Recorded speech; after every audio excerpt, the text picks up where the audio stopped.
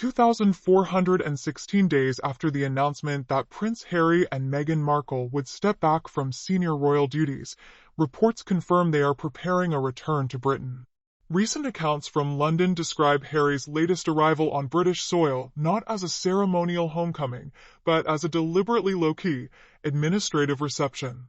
Insiders interpret the absence of official escorts, royal protocol, or formal welcome as a clear institutional signal. The couple are being treated strictly as private citizens. The scene at the airport underscored the contrast. A man once accompanied by full state security arrangements navigated travel procedures on the same footing as any other passenger. No outriders, no official delegation, no ceremonial greeting. The prince, who has repeatedly stressed the need for high-level protection, experienced the practical consequences of the independent life he and his wife chose. The institution appears to be enforcing complete self-reliance down to the smallest logistical detail. The timing of this solo journey has prompted questions. Why return alone, and now, to a country so heavily criticized in memoirs and media projects? Observers point to a visible shift in the couple's public posture.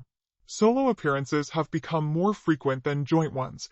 Professional commitments, philanthropic work, and public profiles increasingly follow separate tracks.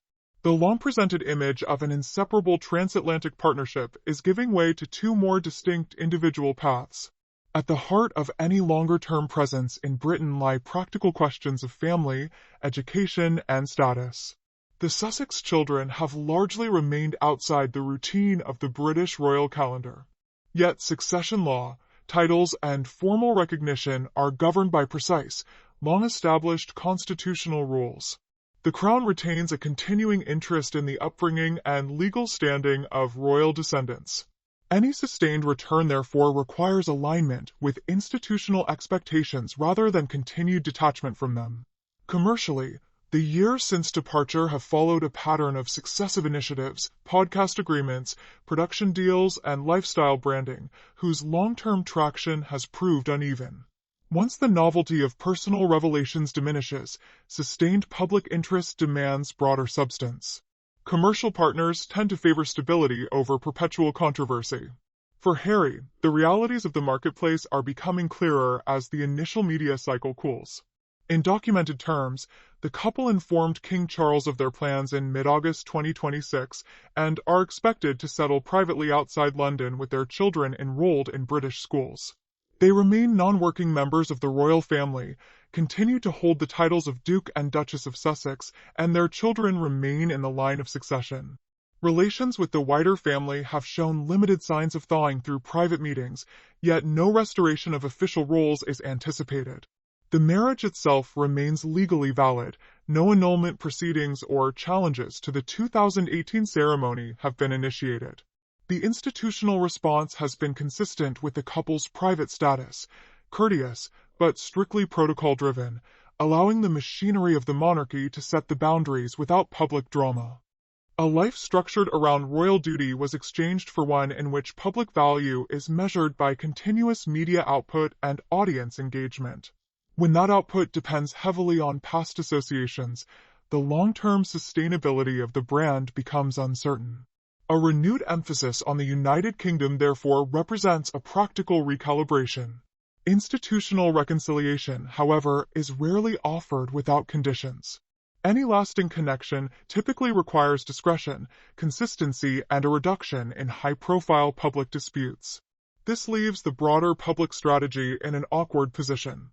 Attempts to run a modern, media-driven enterprise alongside an ancient institution exposed a basic mismatch of operating principles. The monarchy functions through continuity, restraint, and the subordination of individual personality to the institution itself. Treating it primarily as a platform for personal branding misread its nature. When that approach encountered resistance, public messaging often emphasized themes of estrangement. Public attention is limited, and audiences eventually seek constructive direction rather than repeated conflict. A trajectory that points toward re-anchoring in Britain would signal a quiet recognition of the limits of the independent celebrity model.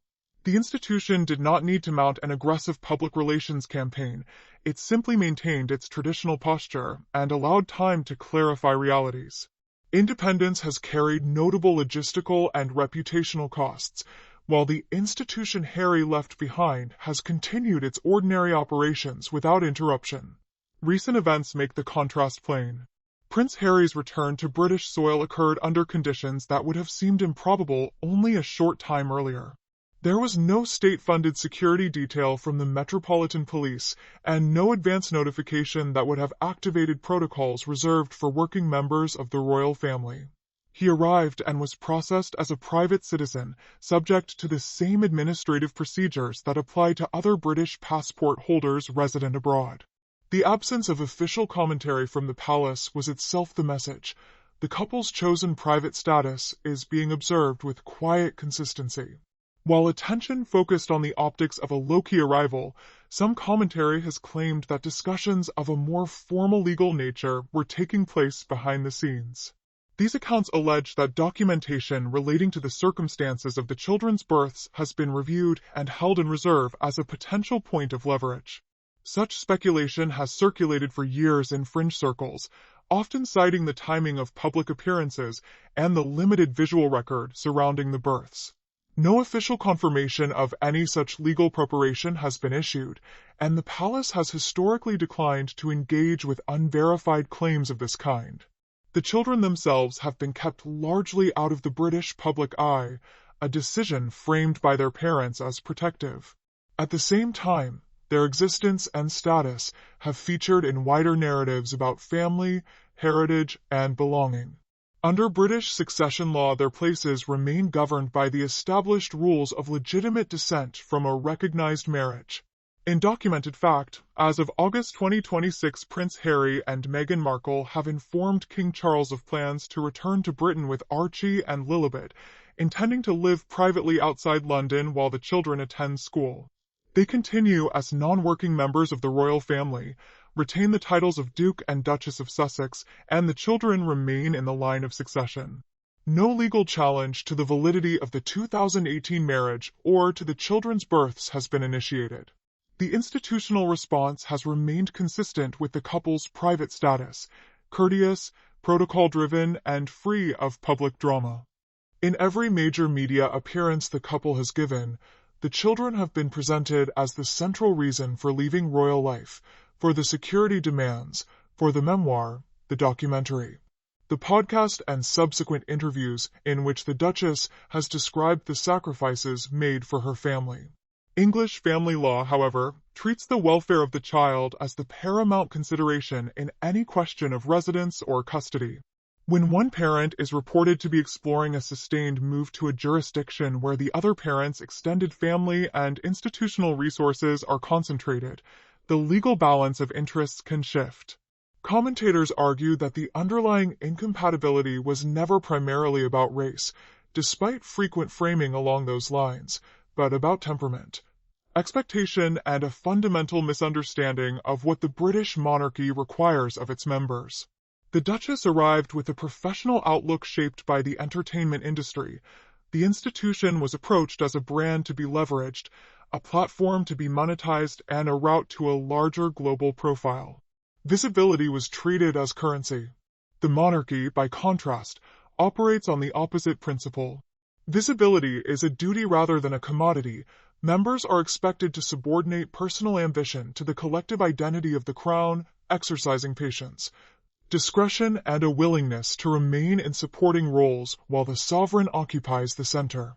The collision between these two approaches was widely regarded as inevitable. The only open question was the extent of the resulting damage. For years on, the commercial record is mixed, but clearly more constrained than the early projections suggested.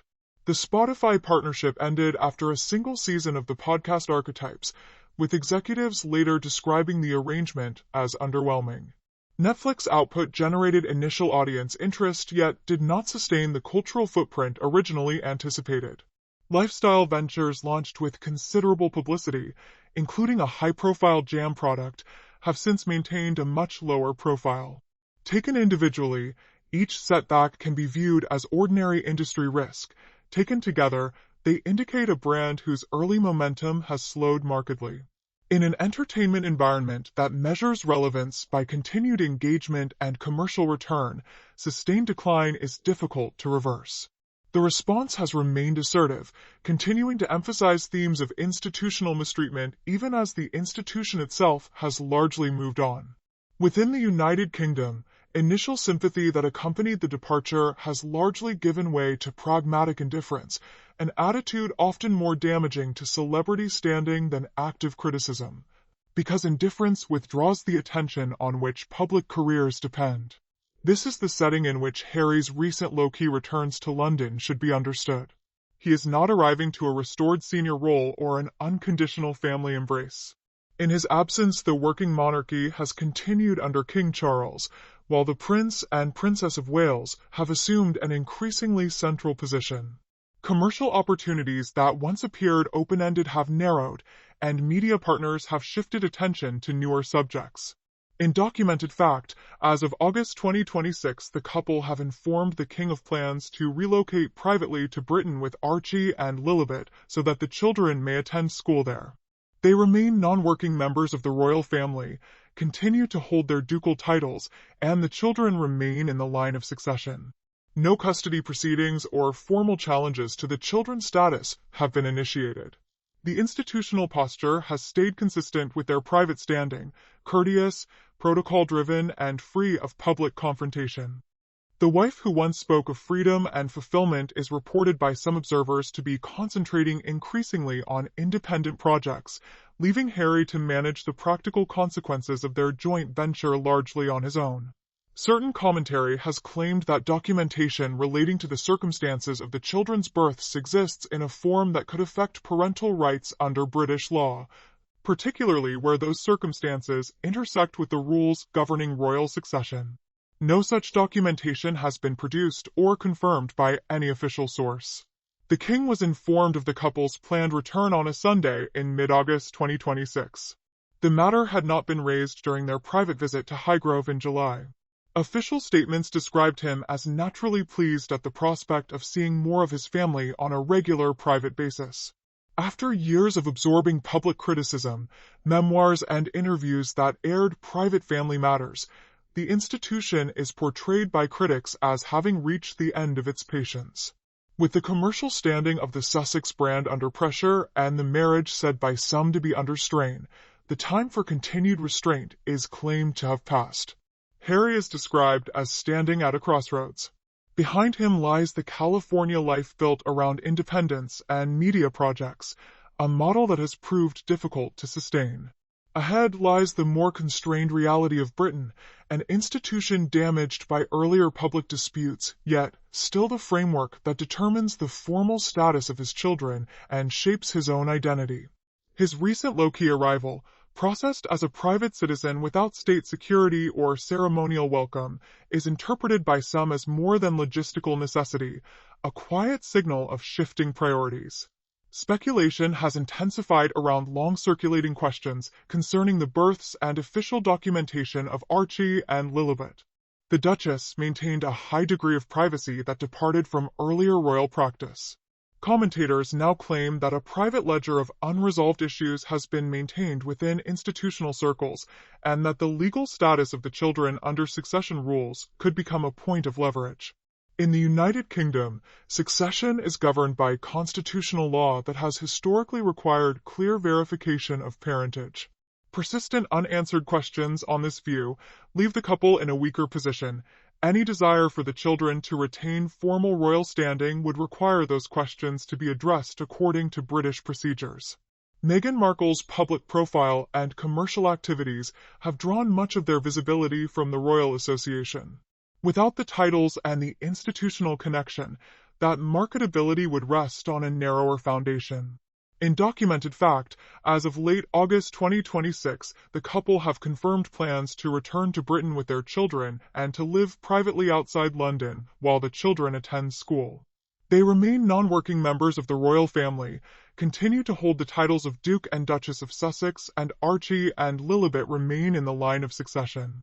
No surrogacy has been established, no legal dossier concerning the children's births has been publicly confirmed, and no custody proceedings have been initiated.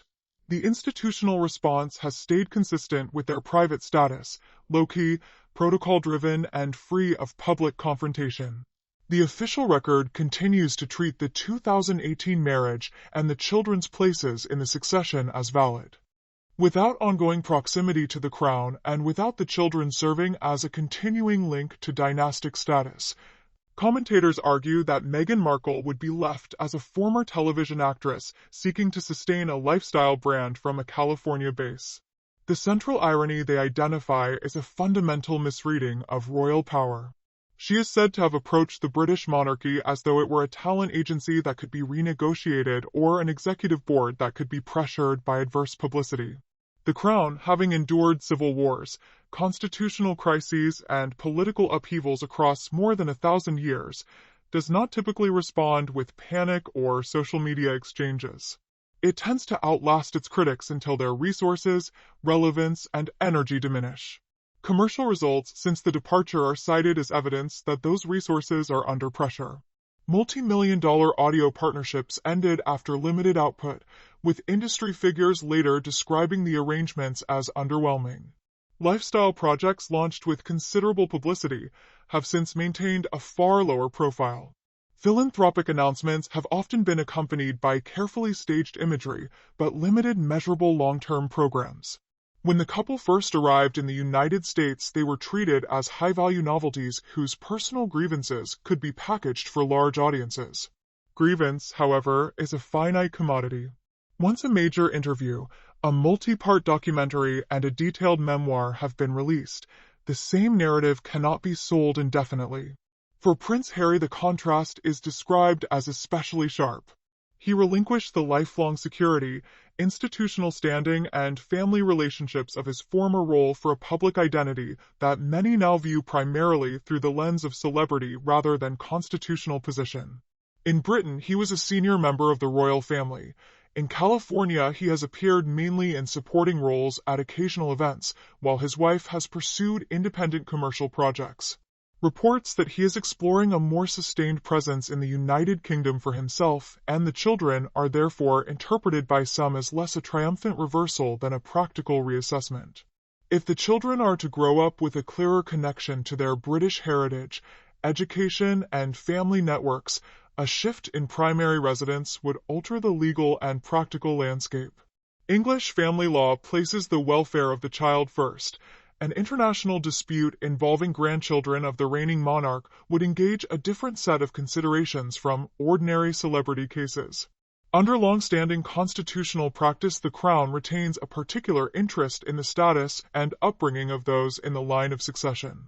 Observers note signs of strain in the California arrangement, more frequent solo appearances, continued efforts to generate independent headlines, and searches for fresh commercial representation.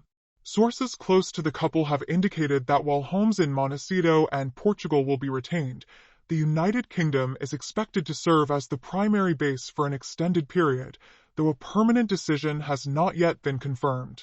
The British authorities have continued to treat the family according to their private status, declining to restore publicly funded police protection of the kind available to working members of the royal family. If Harry is indeed seeking to re-anchor his children's lives in Britain, the path is described as steep and largely without sentiment. Institutional priorities remain clear: the integrity of the crown first, the formal status of the children second, and the personal position of the Duke a more distant consideration. Meghan Markle's role in the public narrative is portrayed by critics as approaching a quieter phase. She arrived with the stated ambition of modernizing an ancient institution. She is now more often discussed as an illustration of the difficulties that arise when a highly individual celebrity approach collides with the collective, long-term character of the British monarchy.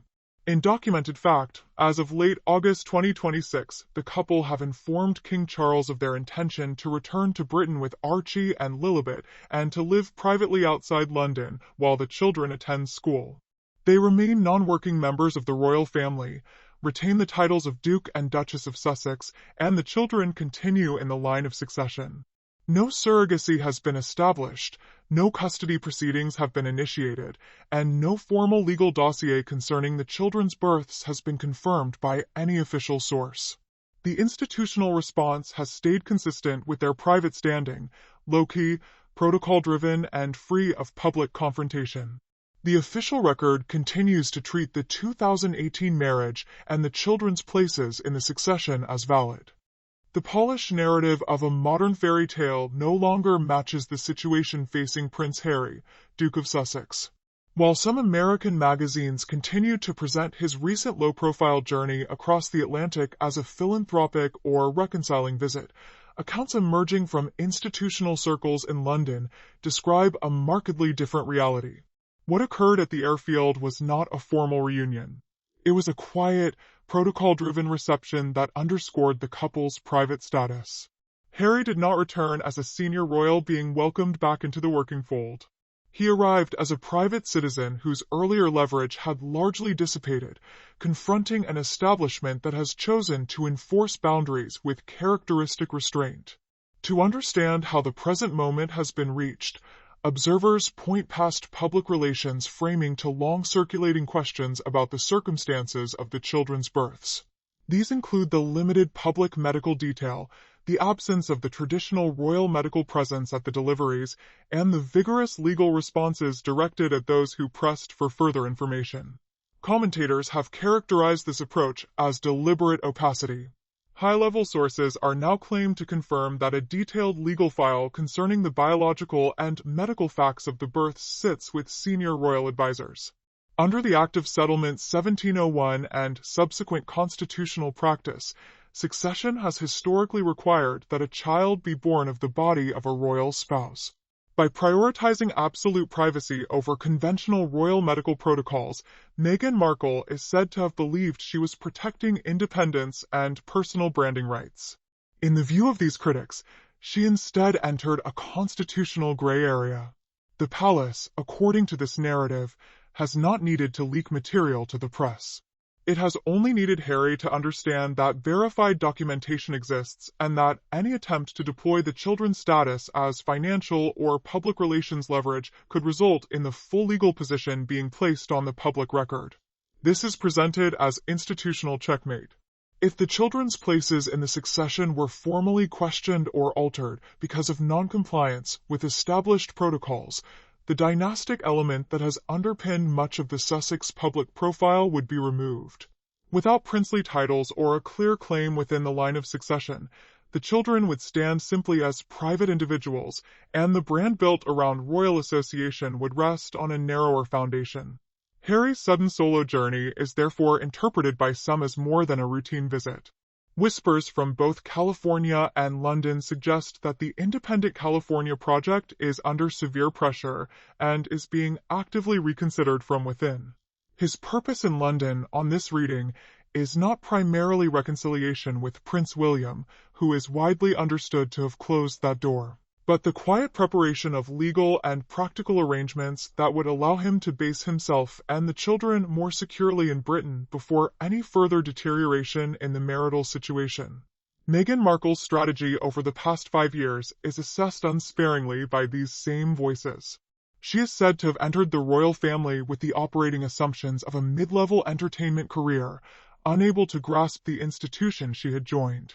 The monarchy was approached not as a public duty requiring lifelong service and personal subordination, but as a prestigious platform from which to launch a global lifestyle brand.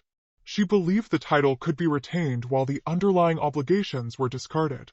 In documented fact, as of late August 2026, Prince Harry and Meghan Markle have informed King Charles of their intention to return to Britain with Archie and Lilibet and to live privately outside London while the children attend school. They remain non-working members of the royal family, continue to hold the titles of Duke and Duchess of Sussex, and the children remain in the line of succession. No surrogacy has been established, no legal dossier concerning the children's births has been confirmed by any official source, and no challenge to their status has been initiated. The institutional response has stayed consistent with their private standing, low-key, protocol-driven, and free of public confrontation. The official record continues to treat the 2018 marriage and the children's places in the succession as valid. Exclusive reporting confirms that Prince Harry and Meghan Markle are planning to move back to Britain. The Duke intends to return with his family this month, and the children have been enrolled in school for the September term. The Telegraph has revealed that the family intends to make the United Kingdom their primary base for an extended period while retaining properties in Montecito and elsewhere. The strategy that underpinned the original departure, retaining international prestige and global recognition while discarding the demands of royal duty and the British climate in favor of a luxury California compound from which terms could be dictated, has produced mixed commercial results. The multi-million-dollar Spotify partnership ended after limited output, with senior executives later describing the arrangement as disappointing. Netflix projects generated initial audience interest driven largely by public curiosity about the couple's criticisms of the royal family, yet sustained cultural impact has proved more limited. A high-profile lifestyle venture, launched with considerable publicity and including a limited jam product, has since maintained a much lower profile. In entertainment circles, where commercial viability is assessed ruthlessly, sustained underperformance tends to close doors. Figures who once attended the wedding as a marker of status have largely moved on. In that environment, one may be eccentric or controversial. What is less readily tolerated is a persistent liability whose principal narrative remains complaint about former in-laws. For Harry, the practical consequences of the past 6 years are becoming clearer. He left military affiliations, severed close family relationships, and alienated substantial sections of the British public in pursuit of an independent life that has not delivered the stability originally projected. The relocation of the children to the United Kingdom is therefore interpreted by some observers as the most realistic remaining path. Under English family law, the welfare of the child is paramount, and the British courts retain significant jurisdiction over British citizens, particularly those connected to the royal family. Establishing residence and integrating the children into British education and social frameworks would alter the legal landscape in any future dispute, reducing the scope for unilateral arrangements under California jurisdiction and placing the children more firmly within the institutional framework of the British state. Commentators describe the atmosphere surrounding the California household as one of narrative strain, more frequent solo appearances, continued efforts to generate independent coverage, and searches for fresh commercial representation. Meghan Markle is portrayed by critics as having approached the monarchy with the operating assumptions of an entertainment career, treating titles and visibility as assets to be leveraged rather than duties requiring long-term subordination of personal ambition. The institution, by contrast, is said simply to have maintained its traditional posture of restraint and continuity, allowing financial, social, and reputational pressures to take their course. Within the United Kingdom, initial sympathy that accompanied the 2020 departure has largely given way to pragmatic indifference. While the Prince and Princess of Wales have continued to perform public duties, including during periods of personal difficulty, the Sussexes' public interventions have increasingly been viewed as disconnected from the priorities of the working monarchy. Harry, once among the most popular younger members of the royal family, now navigates a more constrained set of options. In documented fact, as of late August 2026, the couple have informed King Charles of their plans and are expected to settle privately outside London.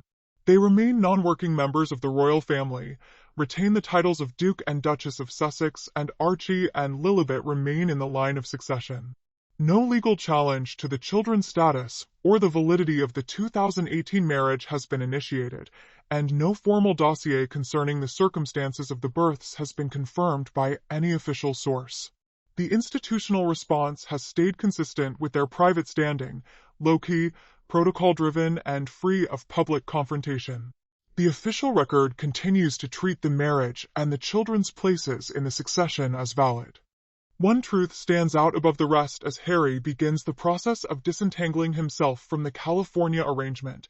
The institutional machinery of the Crown operates on longer timescales and rarely yields to external pressure.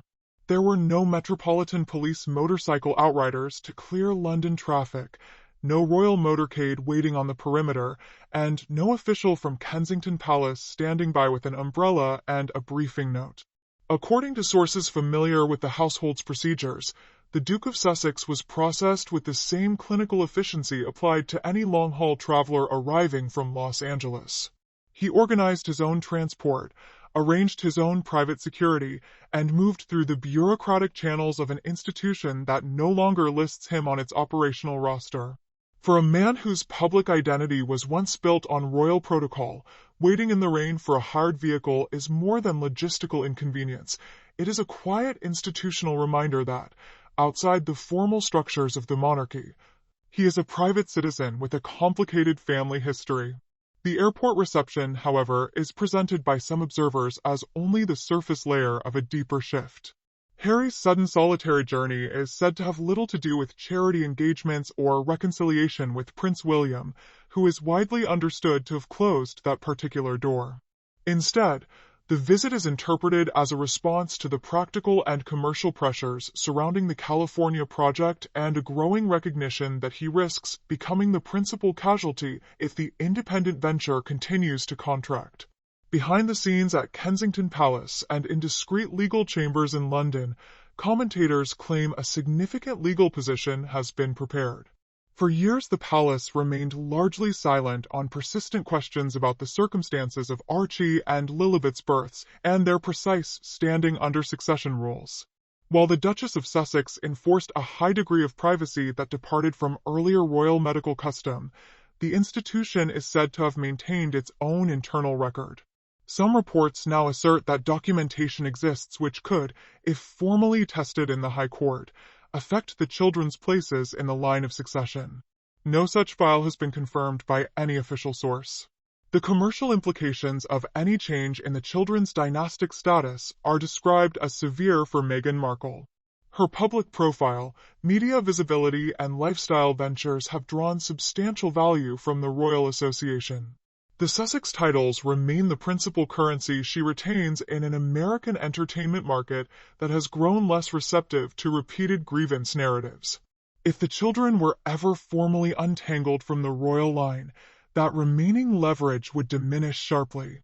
This is the reality, according to the more dramatic accounts, that has driven Harry's recent movements.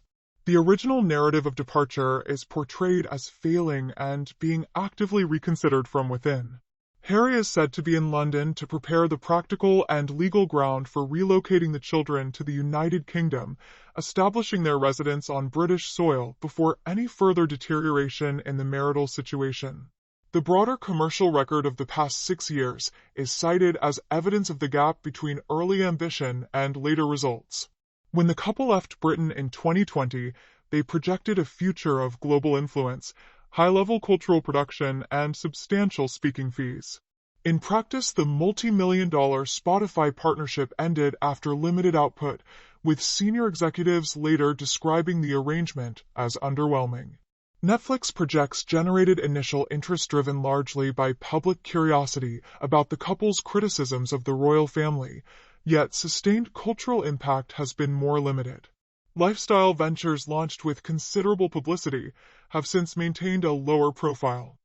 In documented fact, as of late August 2026, Prince Harry and Meghan Markle have informed King Charles of their intention to return to Britain with Archie and Lilibet this month. The children have been enrolled in school for the September term. The family intends to live privately outside London, with reports suggesting possible locations in the Cotswolds, while retaining homes in Montecito and elsewhere. They remain non-working members of the royal family, continue to hold the titles of Duke and Duchess of Sussex, and the children remain in the line of succession. No legal challenge to the children's status has been initiated, no surrogacy has been established, and no formal dossier concerning the births has been confirmed by any official source. The institutional response has stayed consistent with their private standing, low-key, protocol-driven, and free of public confrontation. The official record continues to treat the 2018 marriage and the children's places in the succession as valid. Creative and commercial momentum has slowed markedly.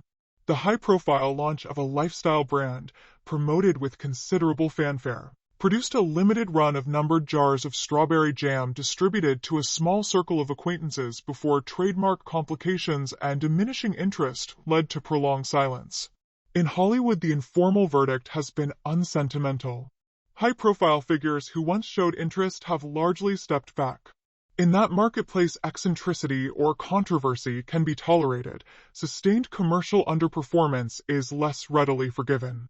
The couple have increasingly been treated as the subject of late-night jokes and satire rather than as serious cultural players, portrayed as two chronically dissatisfied former working royals living in a large California house while continuing to emphasize their grievances.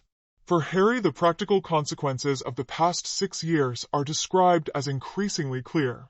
He publicly criticized his father, the king, mocked his brother, the future monarch, and strained relations with his sister-in-law, the Princess of Wales, whose measured public conduct during periods of personal difficulty has been widely contrasted with the Sussexes' approach. In return, according to this assessment, he has received a lifestyle that has proved expensive and difficult to sustain, a public image under pressure, and the sense that his principal remaining value is as a royal association whose currency declines with time.